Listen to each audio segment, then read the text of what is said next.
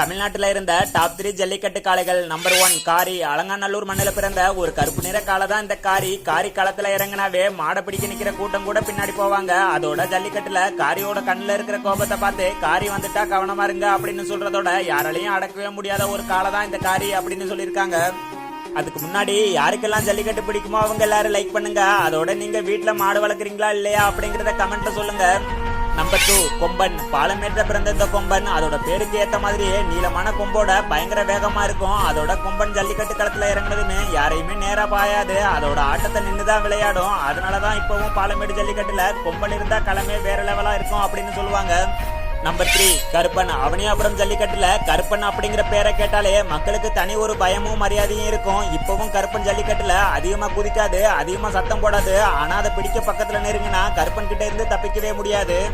அதோட இது வரைக்கும் யாராலையும் அடக்கவே முடியாத ஒரு காலை தான் இந்த கருப்பன் அப்படின்னும் அவனியாபுரத்தோட அரசன் தான் இந்த கருப்பன் அப்படின்னு சொல்லியிருக்காங்க.